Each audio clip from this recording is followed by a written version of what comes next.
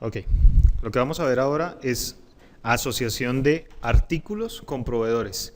Es un proceso obligatorio antes de realizar cualquier orden de compra.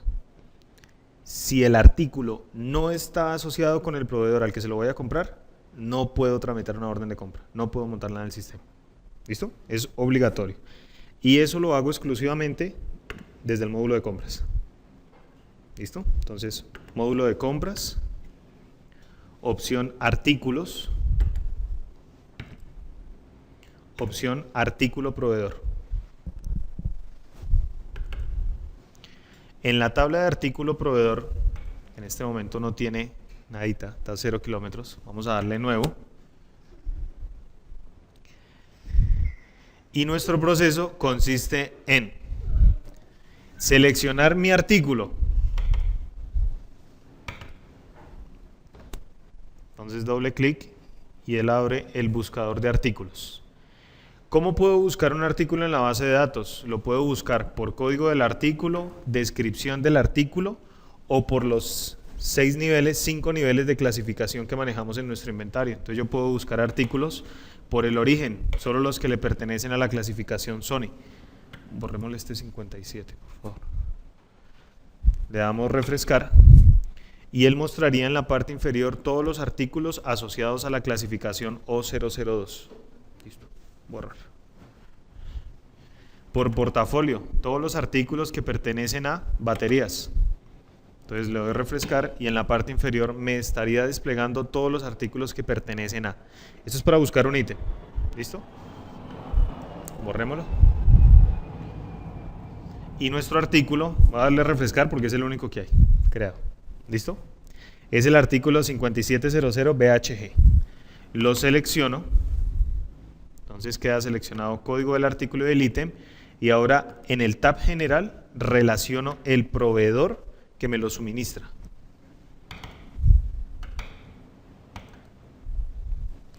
Refrescar. Y el proveedor se llama Cambio. Entonces podemos buscar por código del proveedor, el nombre que es la razón social o por alias que es la razón comercial del proveedor.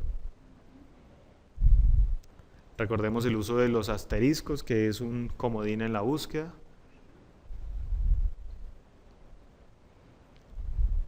Seleccionamos el proveedor y el sistema automáticamente me trae el país y la región a la que pertenece el proveedor. Pero aquí es donde sí empiezo yo a llenar información propia de compras. Múltiplo de compra. Quiere decir, en múltiplos de cuánto en cuánto yo le compro el artículo 5700 BHG a mi proveedor Cambio. ¿Listo? En múltiplos de cuánto en cuánto.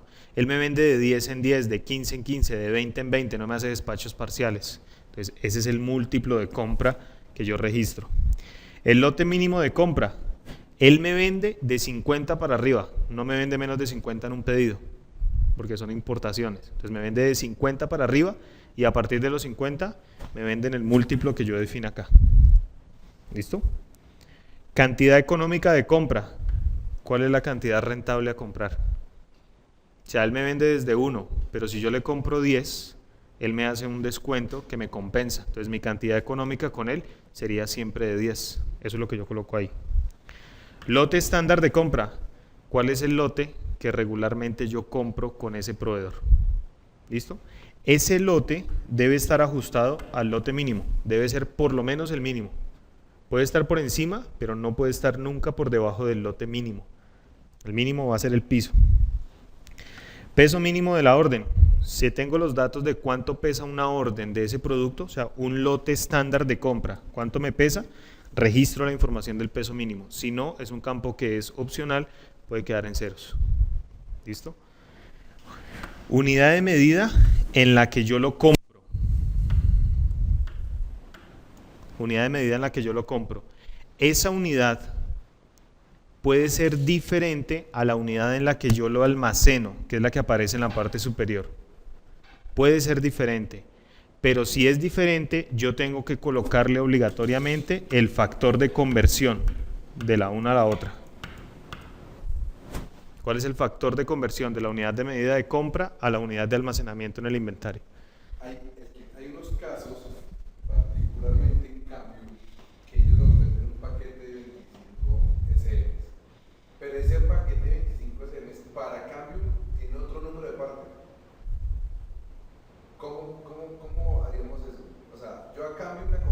HK2020 y cuando llega acá realmente son 255700 CM. ¿Cómo haríamos ahí? Porque el número de parte del kit para ellos es diferente. El kit de 25 es diferente al número de parte interno.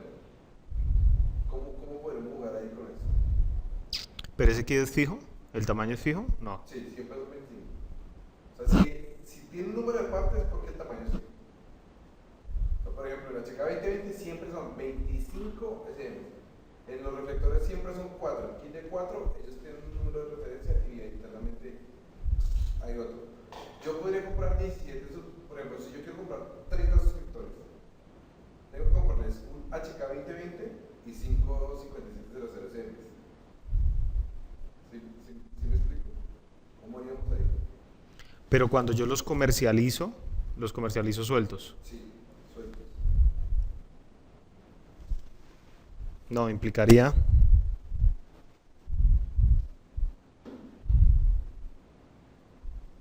Ok, implicaría en el tab de otros manejar un código de catálogo para el kit, que siempre llega. Pero las cantidades...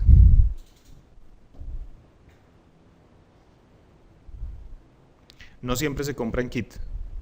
No siempre.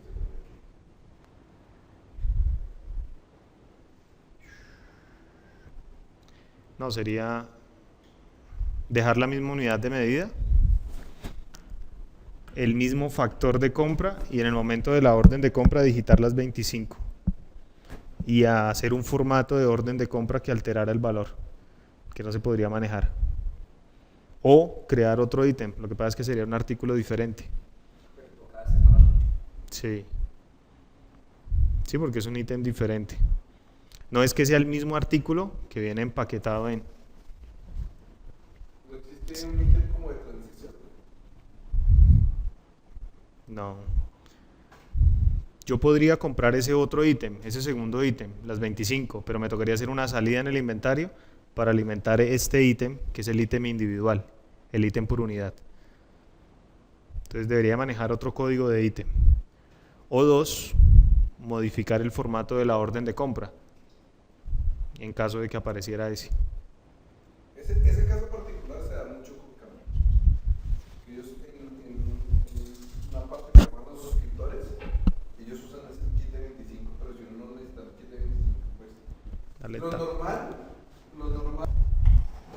Igual le tocaría hacerlo a Marcela, pues, no hay problema. Igual tendría que hacerlo a Marcela, no habría problema. Ok, entonces, ojo con este campo, unidad de medida de compra y factor de conversión, cuando cambia con respecto a la unidad de almacenamiento. Porque yo mi orden de compra, la voy a armar basado en la unidad de medida de compra.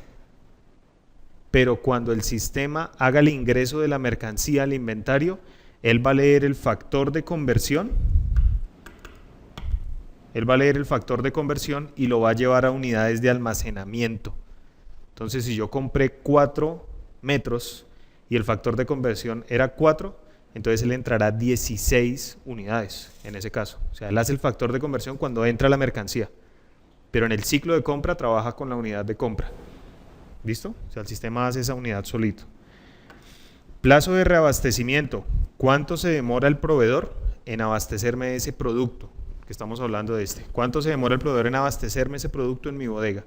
Es un campo que si yo no lo tengo ahorita, lo puedo matricular en 0 y posteriormente hacer el cambio, la modificación. ¿Listo?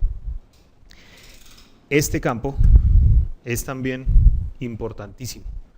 El porcentaje de ajuste al costo es el que me permite que cuando yo entro la mercancía al inventario, pero todavía no han llegado todos los gastos de la liquidación y la importación, yo pueda entrar el costo de la mercancía comprada más un porcentaje de ajuste al costo. Este es el campo que hace eso. ¿Temporal? Sí. Luego cuando yo hago la liquidación, resulta que el costo dio más o menos. Entonces el sistema calcula el costo original más el porcentaje con el que entró y solo hace un ajuste por variación en el excedente, hacia arriba o hacia abajo. O sea, es mucho más pequeño el ajuste que él tiene que hacer posteriormente. Si este campo se tiene matriculado y se tiene definido. Ese campo es por ítem y es para todo lo importado. ¿Listo? Es para que entre el inventario, el costo de la mercancía más ese porcentaje de ajuste. Importantísimo. Listo. Tab de otros. Si con mi proveedor, con ese proveedor que estoy hablando, cambio para este artículo, yo manejo un código de ítem diferente, yo lo escribo acá. ¿Listo? Ejemplo, para modificar la orden de compra y que la orden de compra saliera con el catálogo del código del proveedor, no con el catálogo interno nuestro. Aunque nosotros estamos adoptando una codificación que es la del mismo proveedor, entonces no necesitaríamos ese código. La descripción cumple la misma funcionalidad, no es la descripción interna de ISEC, sino la descripción del catálogo del proveedor. Entonces yo coloco esa descripción acá. Informativamente el sistema me va a traer en la fecha de la última cotización que yo hice con ese proveedor. En la parte inferior, si yo tengo un listado de precios diferencial, él me dice, si usted me compra uno, 100 pesos. Si me compra 5, lléveselos a 90 cada uno. Si me compra 10, lléveselos a 80 pesos. Entonces, esa tablita la lleno acá abajo. Si me compra 1, 100 pesos. Si me compra 10, tanto. Entonces, yo puedo armar esa tabla de listas de precios para que el sistema me calcule de acuerdo a las cantidades que yo le doy al ítem. Para esa tabla, sí sería mejor tener un ítem creado alterno para los artículos que manejan combo, que manejan kit desde el proveedor. Claro que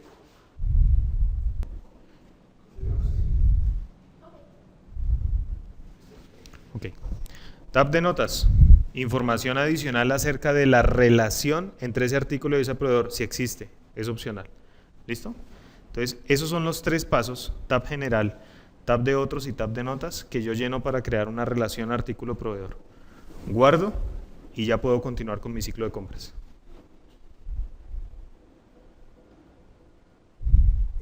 hay un tema que debemos estar atentos y es ni en la capacitación de creación de artículos ni en esta.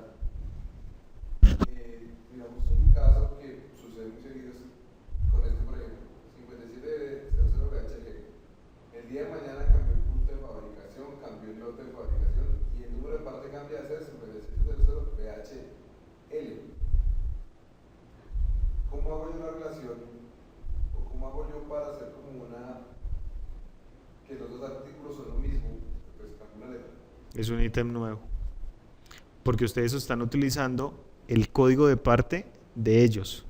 Si ustedes utilizaran un código de parte propio de ISEC, no importaría, porque para ustedes siempre sería el mismo.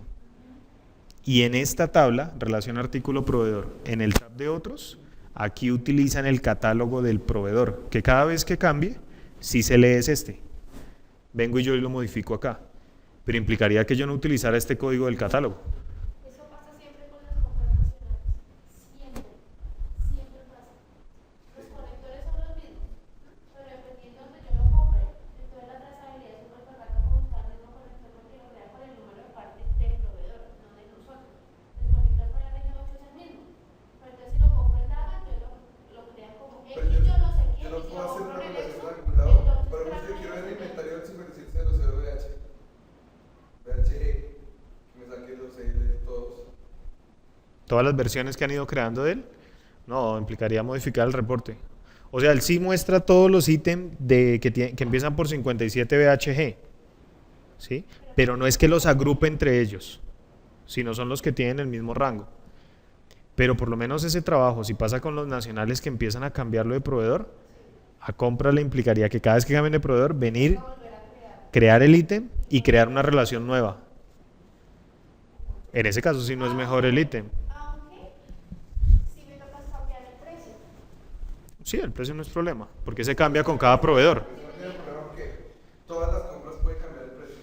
Es que Así sea. incluso con el mismo proveedor. sacan el sistema de información de ahorita. Van a buscar un conector para tal lado. ¿Cuál es el número de parte? Es que por descripción debería aparecer el que es. Pero por el número de parte, entonces Marta se sabe uno y se sabe dos. Y es el mismo conector, sino que yo lo compro en diferente lado. Pues eso se agrupa. Es que para mí debería ser el número de parte de nosotros. Por la descripción Propio. y sale. Pero no hay un tema de reemplazo Sale la figura. como referencias cruzadas. No. como referencias similares, no hay nada así parecido. Como lo que tenemos en clientes de sucursales y eso, no. Sí, algo así. Que yo los agrupe y diga, no, es que este ahora pertenece a esta. Por lo menos para el código, no, y para agrupar en el inventario. O sea, la razón por la que estábamos creando el número de piezas es porque todo venía de Motorola, todo venía de Sony ya, exclusivo. Pero si pasa esto en los nacionales, esto sí va a obligar a crear artículos y se van a llenar la base de datos de ítems. Porque eso, todo lo que está inactivo es eso, es que han cambiado el número de parte. Estoy seguro. O sea, ahí entran ustedes a depender del proveedor. En el caso de Cambium y Motorola, pues no hay problema. Dependemos de ellos, porque somos exclusivos. Pero en el caso de proveedores nacionales, Pero uno puede comprar algo, cualquier conector, no sé, RG8, pero le dan a uno un código X. Marcela sabe que compró un RG8, ella debería ingresar eso como un RG8. Eso no tiene ni siquiera seriales ni nada. O sea, no hacerle caso a la... No, es mío. Yo ya sé que se creó con ese número de parte. sí, pero es el código propio. Sí. Es que para mí, Sí, para esos ítems, sí. por ejemplo, el sistema de información de ahorita, sea el conector. Yo les digo, busquen en la descripción, conector para tal. Sale una cantidad de números de parte asociados a esa descripción. ¿Cuál es el que está ahorita vigente? Pues dependiendo de lo que Sí, no debe depender de eso. debería ser así. Lo que tú veas así, lo puedes Es creer. el mío ya. Independientemente de donde yo lo compre.